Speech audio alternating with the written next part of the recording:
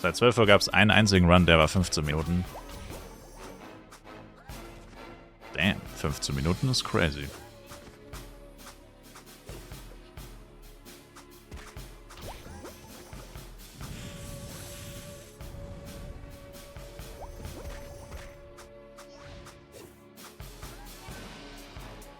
Ja. Ja, und es ist Freitag. Es ist Wochenende. Ich weiß nicht, wann ich geschaut habe, aber ich glaube, es war nicht am Wochenende. Es ist ja noch von Freitag auf Samstag. Also, wenn nachts gezockt wird, dann höchstwahrscheinlich jetzt. Da sind 2,5 Stunden. Und ich meine, wenn, dann zockt man wahrscheinlich jetzt noch bis irgendwann. 4, 5 höchstens vielleicht. Dann ist ein paar Stunden wahrscheinlich wenig los. Dann ist der halbe Tag schon wieder rum. Das ist schon crazy. Ist auch nicht channelabhängig. Kannst du ja gucken, aber nee, ich bin mir ziemlich sicher, dass es nicht channelabhängig ist.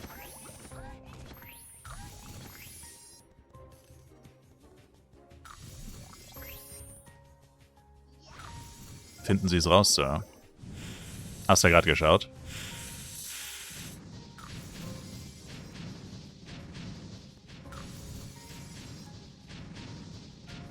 Ach so. No, meint, okay. Ich habe deine Frage falsch gelesen. Yeah.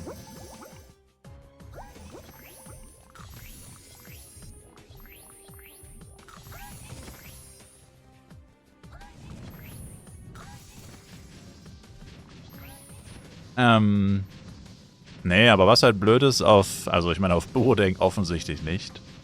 Vor allem jetzt gerade nicht. Was halt blöd ist auf FEC, dass du halt legit, du hast eine Top 100, aber es werden ja wahrscheinlich 500, also wenn ich jetzt schätzen müsste, würde ich sagen Minimum 500 Runs am Tag gemacht. Wahrscheinlich sogar mehr als 500. Ich meine, die meisten Leute machen ja den ganzen Tag gefühlt nichts anderes als das.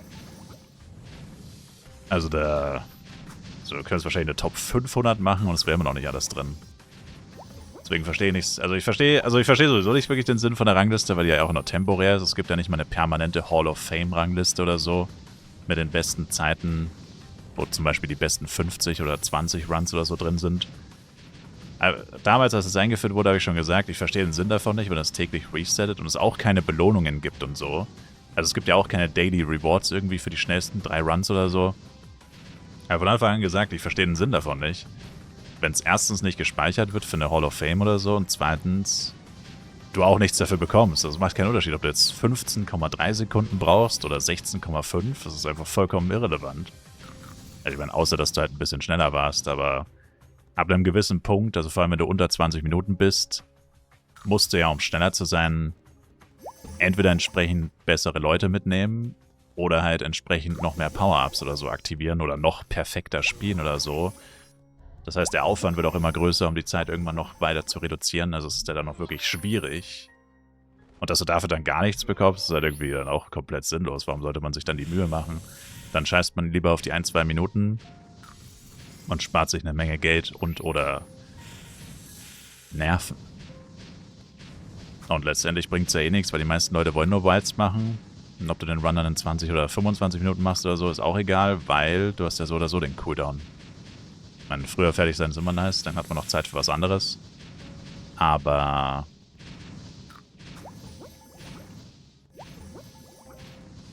ansonsten bringt es dir nicht wirklich was. So sieht man die tägliche Aktivität. Oder nicht. Eben nicht auf FEC, weil nur 99 Runs bzw. 100 angezeigt werden. Und es aber 5-mal so viele Runs gibt. Also 100 Runs, was sagt dir das? Gar nichts. Die sind wahrscheinlich jetzt schon voll.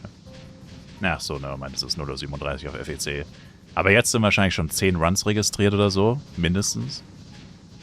Und in 2-3 Stunden ist es voll. Dann sind die 100 voll und dann hast du noch 20 Stunden vom Tag übrig. Du hast keine Ahnung, wie viele Runs jeden Tag gemacht werden. Das ist ja das, was ich sage. Das ergibt einfach keinen Sinn. Du kannst nichts daraus ablesen. Nur wenn der Server inaktiv ist, weil zum Beispiel gerade FEC ist oder so, oder weil der Dungeon nicht gefarmt wird, wie zum Beispiel bei Rises Catacombs oder bei leeren Chasm, also die Dungeons, die wahrscheinlich so gut wie keiner macht momentan. Warum auch, außer für Skins. Siehst du gar nichts. theoretisch. Also nur bei irrelevanten Sachen oder bei toten Servern. Oder bei Servern, die halt gerade nicht gespielt werden wegen FEC. Und dann ist ja auch wieder... Es hat ja überhaupt keine Aussage, gerade dass auf Borodeng jetzt zum Beispiel bis jetzt nur ein Run stattgefunden hat. Es hat keine Aussagekraft, weil ja eh gerade FEC läuft. Und du keine Ahnung hast, wie viele Leute jetzt tatsächlich hier wären, wenn kein FEC wäre. Also ja, keine Ahnung.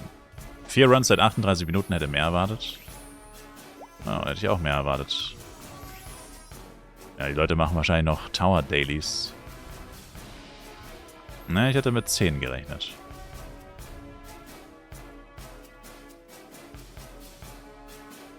Ja, ich meine, irgendwann wird das auch weniger werden auf FEC, weil es ja jetzt offensichtlich langsam schon einige Leute gibt, die eigentlich fertig sind.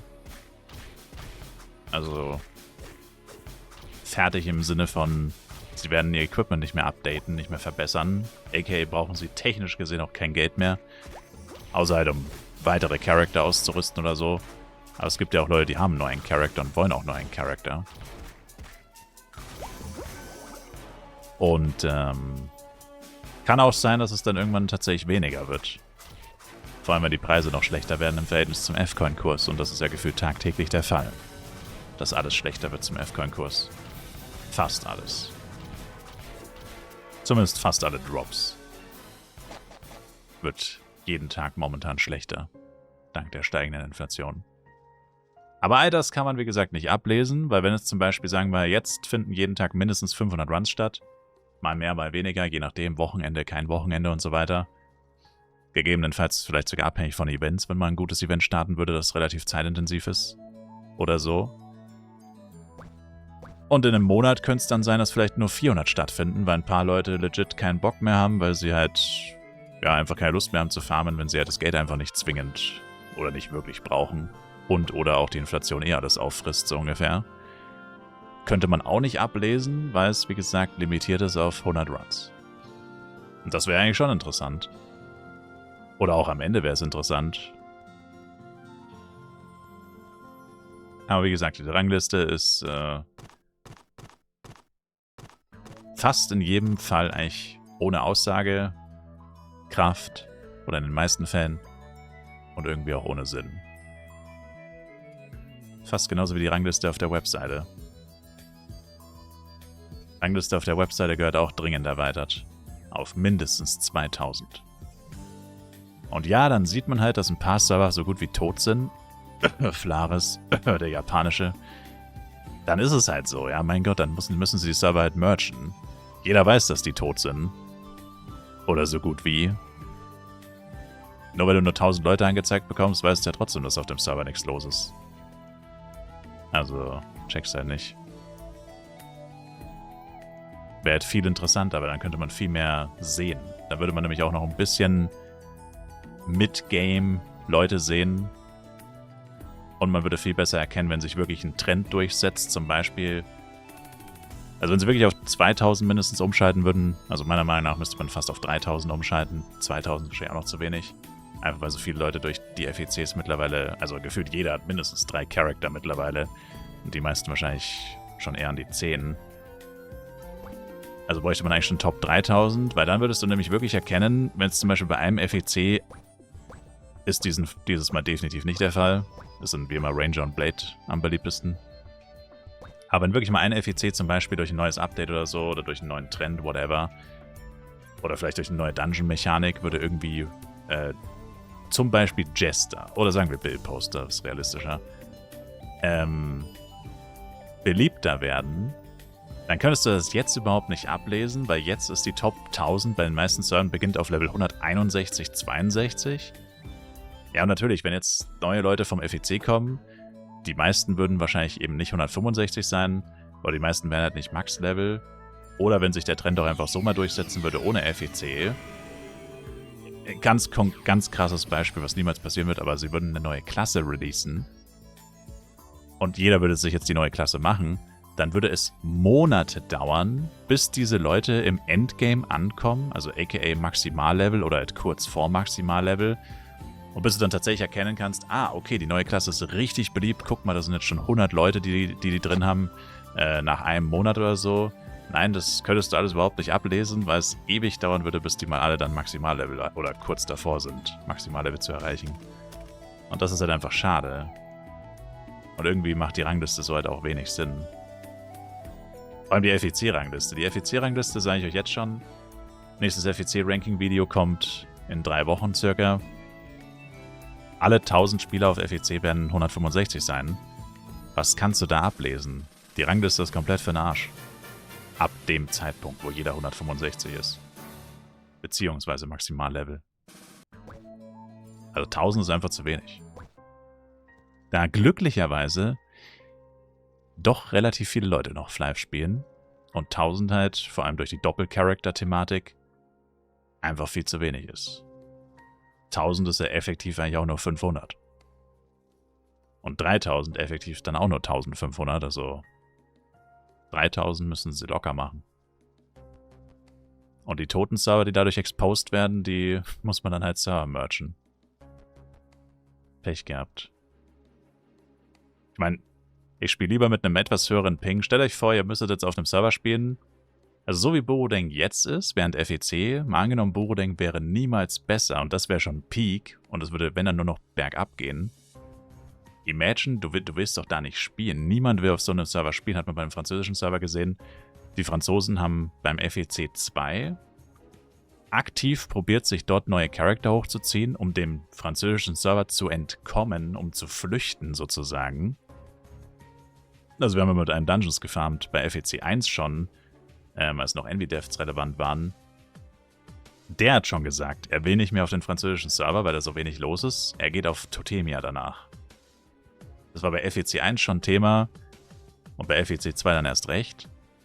Und weil der Server immer inaktiver geworden ist, dadurch, dass die Leute schon nach dem ersten gefühlt flüchten wollten. Und so sieht es aus, Totemia. Für die Franzosen, ja. Die Deutschen gehören auf Borodeng, Sir. Die Franzosen auf Totemia, die Deutschen auf Borodeng.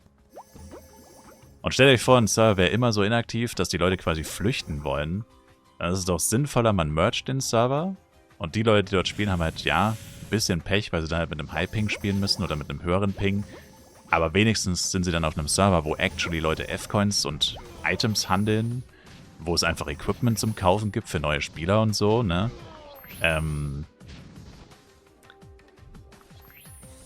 Das verstehe ich halt nicht. Also ich meine, ich als Spieler sage, ich spiele lieber mit einem High-Ping, so wie auf FEC, auch wenn es echt nervig ist.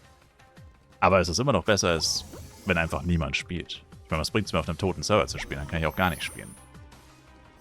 Und so wie es die Franzosen geschildert haben und hat ja auch die Rangliste und so, hat das ja auch wieder gespiegelt, war der Server tot und wurde ja letztendlich auch gemerged. Hat zwar 3 Jahre gedauert, aber er wurde dann tatsächlich endlich gemerged nach 3 Jahren.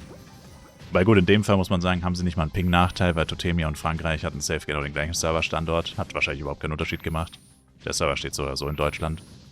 Aber selbst bei Amerika und so, ich meine, die Leute spielen ja auch alle auf FEC aus Amerika, aus Asien, überall. Und jeder hat einen High-Ping gefühlt. Also vor allem wir Europäer, aber alle.